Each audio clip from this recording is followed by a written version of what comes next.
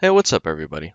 So, in today's video, I will essentially just be going over the testing, production, and concept topics that are in Dauntless's roadmap.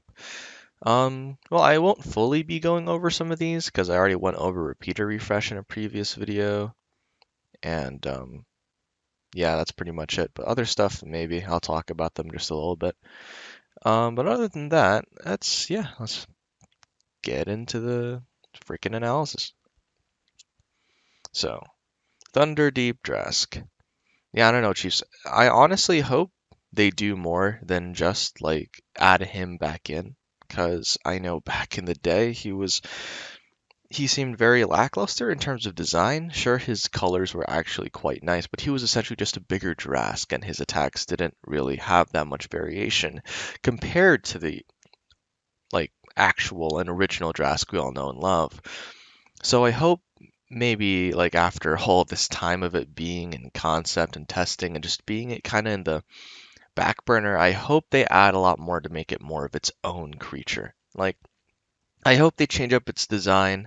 I hope they give it amazing attacks that make it unique, and I hope it becomes so much better than what it originally was. And I mean, they say it will be back better than ever, and I truly hope they mean that because I honestly can't wait to see this guy back in action. You know what I mean? But that's coming up next, which is pretty cool. I don't know when exactly they'll be coming up with Underdeep Drask, but I'm hoping soon because all the other stuff in production seems like pretty happy things. So probably in like a smaller update patch. But yeah, hoping for the best for this guy. Repeater refresh already covered. I can't wait for them to make repeaters a lot more varied gameplay and whatnot. And then we're going into the more lore heavy stuff where Heroes of Ostia. 1.6.0 to 1.7.0 was the Infinite Radiance season. This encompassed everything that released under the 1.6 set of patches, including the new Chronovore, a new environment in the hunting grounds, Warpike work, Trials work, etc. The 1.7.x season will be thematically tied to Ostia. Expect another slew of content over numerous patches, with each one aiming to enrich Dauntless's combat experience. Anything tagged in this roadmap with a Heroes of Ostia tag will land in a 1.7.x patch. Come back in the future for more details. You know, I've always kind of thought about like Dauntless's lore, and I wish there was more depth in them than just text. I I know they're adding a hunting grounds to this season, but um I don't know, maybe a little bit more like weapons that are actually that feel like they're part of something more than just random equipment you get from like the usual denizens of Ostia. Like, I don't know, add a lot more depth to what it already is in terms of lore because the lore doesn't seem like it affects that much. You know what I mean? It's either the behemoth, you fight a behemoth, kill the behemoth, boom, you're good. It doesn't feel like you're part of a narrative or anything. And I hope they work towards that in due time. Of course, it's not going to be something that they could easily just turn on like a switch, but I hope at some point they do flesh out a lot more of the campaign of sorts, like to make it seem like the quests and everything have a lot of gravity to them. So when we do them, it doesn't feel like a chore. You know what I mean? And of course, here we're looking at the Ostian hunting grounds, which is going to be interesting because if we're going to Ostia, that means we're going to a city, maybe? And that will be quite different compared to all the different areas where we all know and love, right? We'll be going to something that actually has or has had some kind of civilization, more um, a civilization more upgraded or more high tech than anything we've ever seen before, compared to what the Void Runners and Umbral Esca maybe, or anything else like what Terra Escalation, which is not really tech at all, or the lost civilization that we have in Paradox Breaks. It's like, I hope this is a sick hunting ground. I bet it will be. They always tend to do really well in terms of the art department, but we'll just have to wait and see for this one. The new Behemoth. The frickin' oh my god, the Blaze Behemoth that will be coming out. And with this, stay tuned for fiery future updates as we draw closer to the Heroes of Ostia season. I'm curious to see what this may be, because this picture, whatever this is, doesn't really give that many hints other than just nice wall of flame and some little rocks here and there. But I hope it's something epic. I hope they don't just do another quick tiny ass like Blaze Behemoth out of nowhere. I hope it actually is a Blaze Behemoth that's pretty big. Like, you know what I mean? Like how Umbrals have Shroud, how Radiant Behemoths have Rezakiri, and how Terra Behemoths have Koshai. I hope this is going to be like bigger than Hellion type of Blaze Behemoth, and kind of defines the Blaze Behemoth in a way, like Shroud, Rezakiri, and Koshai do for their own respected um, types or variants. I can't wait for this, to be completely honest, because it's the first time ever, of course, other than Chronivore, that we're going to be looking at a behemoth that maybe more or like maybe less than a boss. But if it is a boss for the Ostia season, like if it's kind of like how they made Chronivore, then I would be completely fine with that too. That would be pretty sick. That means they'll definitely make this guy a big boy. May even be bigger than Torgadoro. Who knows? But wait and see. I can't wait. Speculating right now, but yeah. The emote wheel redesign. I've actually seen this in the the what is it? Not the test servers, but when they did the experimental. Like they did a little bit of this. They showed us what the emote wheel could look like in the experimental, and it was actually nice. We had a few more slots to be able to pick from what we wanted to do, so there is some set of convenience when we're looking at this emote wheel. It's a cool addition. Honestly, it's a cool change. We'll be able to have a lot more than what we usually have, which is I can't help but appreciate that. But yeah, that's pretty much it on this. I mean, they say it themselves. It's a bit crowded, and reworking the design to make it a more cleaner and polished interface is definitely the way to go if they want to improve that specifically.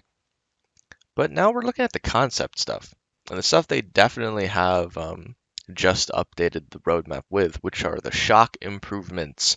Oh my god, I'm so happy they are finally addressing this stuff. My god, send help, please, with Stormclaw. Let's go into here and read it. Once we dove into our work on Thunderdeep Drask, we realized that this was a great opportunity to give our shock behemoth some love.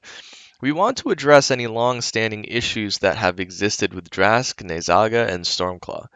The first step is to pinpoint any live bugs and issues that exist on shock behemoths. For example, reflecting Stormclaw's projectiles has always felt a bit off. Once we're done with the polish pass, we will work on rebalancing these enemies. If you notice any bugs with shock behemoths, please report them on the latest bug mega thread on Reddit. You know, it's been a while ever since the downfall in terms of bugs of specifically for me, Stormclaw and Nene. I don't think Drask has been that bad other than, in trials where you could kind of manipulate his AI to force him to stand still forever. Because that didn't really prove to be that much of a hindrance to any of us. But Nene and Stormclaw specifically were pains in our asses. Pains in my ass, at least. Frickin' Stormclaw. Back in the day, I don't remember when. Usually, like, I don't know if you guys have seen my only ever solo tryhard video. I remember placing like top 11 or something back in like when Stormclaw first came out. I think that was the first time I ever did solo trials. But back then, like Stormclaw, you could deflect the orb like right next to the goddamn behemoth, and it was nice. Yeah, you can't do that anymore because the shock orb somehow got screwed up with all the code and whatnot. But I'm not entirely sure what happened, so I can't really blame for that. Shit happens. But I hope they fix that. Same with Stormclaw's AI sometimes, because sometimes it's just really hard to manipulate because he just starts doing random crap that you just didn't anticipate. So maybe they'll get some things by comparing past trials videos or past videos where they had Stormclaw not screwed up, but we'll see. Nene though, his hitbox is absolutely dog. Like I don't know what I don't know. I don't know what happened with Nene. I assume the same thing, but to a much worse extent. I remember there was a point where you had to aim like your claps in a certain way, where it didn't seem like you were hitting the head, but when you aimed it like sideways or something, that's when it hit the head, and the hitbox was just terrible. There was a point where like when you booped, you always had to trade with Nene, and it was just so bad. Like I hope it's not that bad anymore, but it's still a portion or a part of it exists. I hope they fix it and make it a lot more polished and make it feel more feel more fully fleshed out. I know they said they might rebalance the enemies but honestly, I don't see that many like OP things they do, other than Stormclaw maybe doing too many of his fence things. But honestly, for me personally, I could handle it. But I understand that other players who are not entirely used to dealing with such a thing will definitely have an insanely hard time with Stormy. Nana, I don't think is that bad. Just boop him and kill him. When he's Aether Charge, that's when he does a lot of freaking damage to everyone. So, assuming that most people get him Aether Charged is, yeah, definitely toned down on the shockwave. So, people don't have to deal with that when they're going for an Aether Charged boop. Drask, on the other hand, yeah, we haven't seen Thunderdeep yet, so I can't say. But normal Drask, in my honest opinion, is fine. He actually pushes people to the not to the limit, but it kind of gets people going in terms of like, crap, I need to learn this guy's attacks because I don't know, his tells are really, really like subtle compared to other behemoths. You know what I mean? Like anticipating his next attack could be just him slightly nudging to the right or something. You know what I mean? And I understand that a lot of players out there have a hard time just learning now because they can't 1v1 a behemoth. Like 20 times in a row. They gotta wait for it to spawn and all this crap with hunting grounds. But, you know, I mean, making it easier for other players would definitely get them more into the game. So I see where they're getting at. But regardless, I can't wait for them to fix the bugs on these guys. These guys definitely need some love. And Stormclaw's always been one of my favorite behemoths just in general, just because he means something in terms of trials. First ever behemoth I truly try harded in. Well, first ever behemoth I actually did well when I try harded in. And yeah, it's good to see him getting attention now. In terms of the cells rework, though, I've always wondered how the heck are they going to combine this with the whole Omnicell thing? And I understand, right? I understand. Um, well, let's read it anyways. We've continued to add new cells while balancing old ones. Now we're changing some of the fundamentals around how cells work to make both the cell economy and cell meta a deeper and more robust experience. We have many goals for this new system, so let's break them down. Add more long tail progression to the cell system so that all players have meaningful goals to pursue for a long time.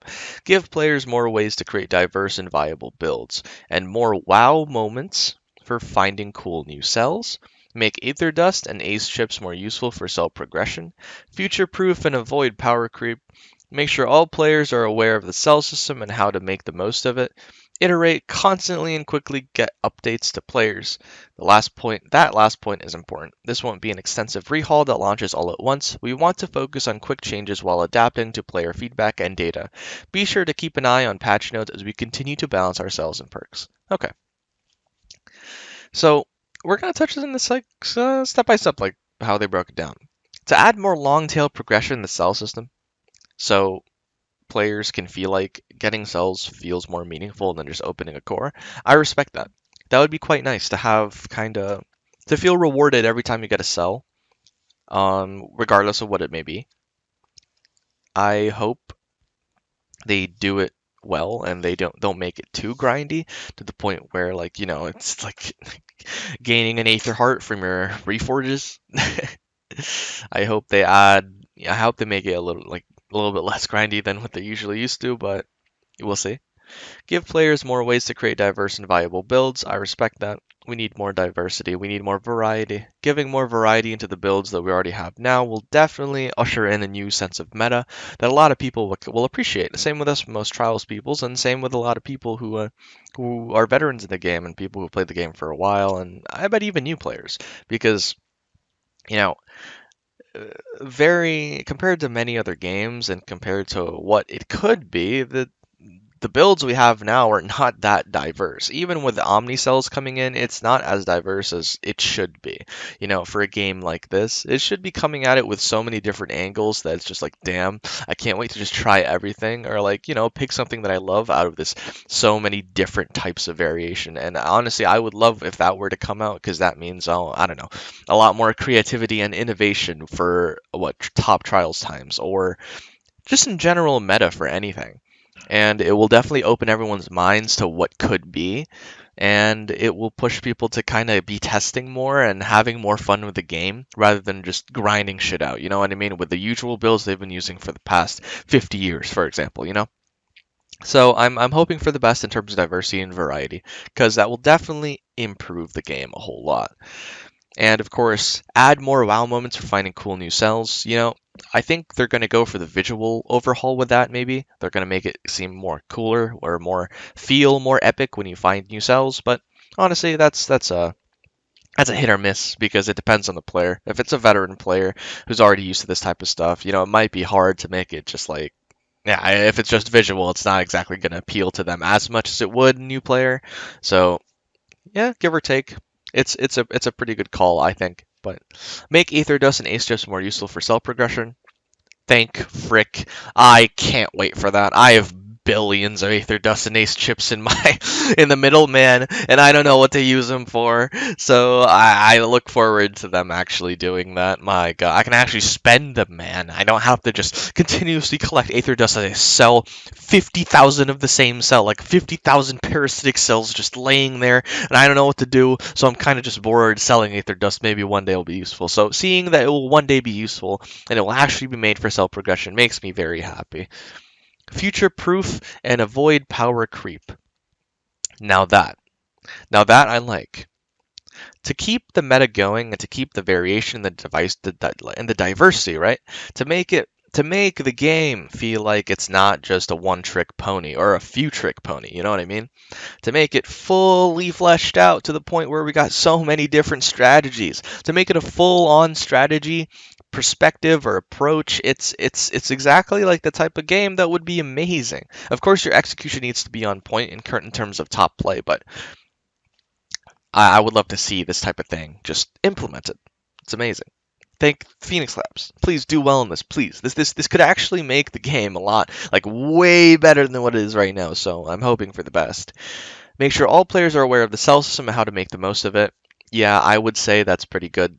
I definitely think a lot of players, like in the lowest of the low, or like people who just started, or people who are continue playing the game but experiencing it for the first time, they don't actually understand the meta or understand how to fully use cells to their max potential, and don't understand a lot of the terms that we use or the terminology that we associate a lot of behemoth stuff with.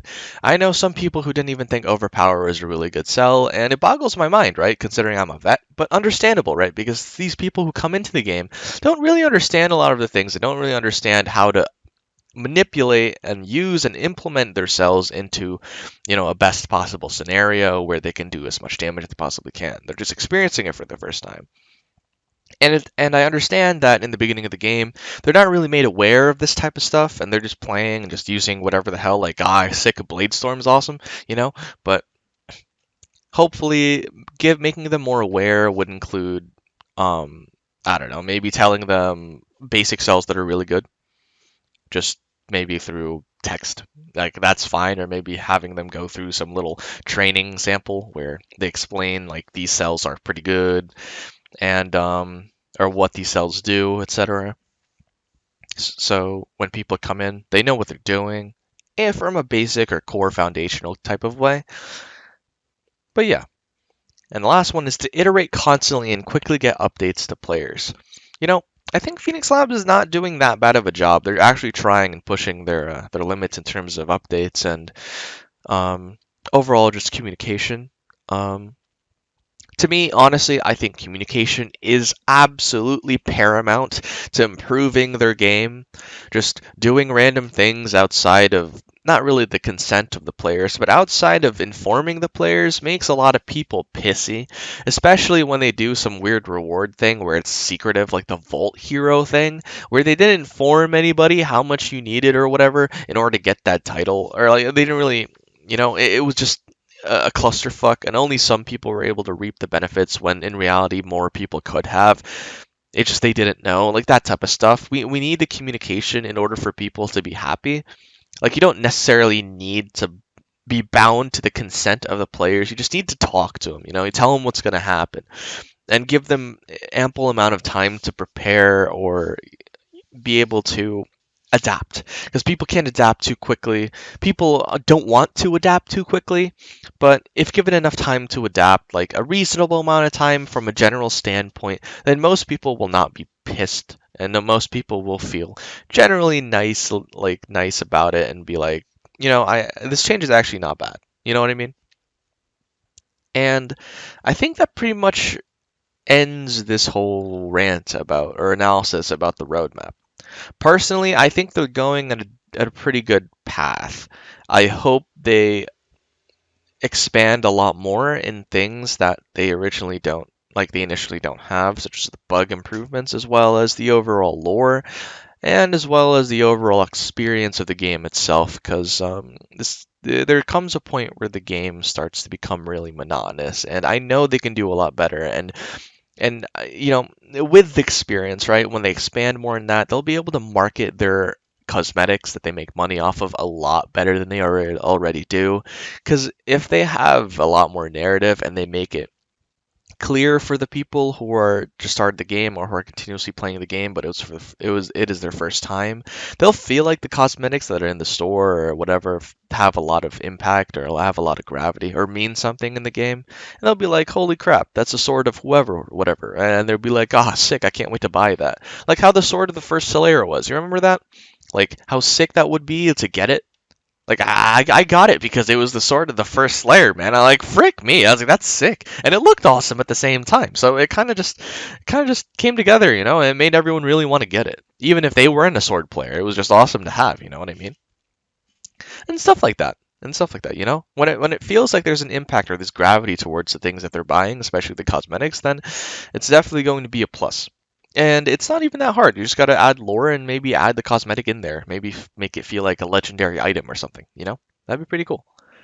But anyways, guys, I know this has been quite a long rant and I appreciate all of you for sticking. But thank you. And I hope every single one of you has an amazing day. Take care, everybody. Bye-bye.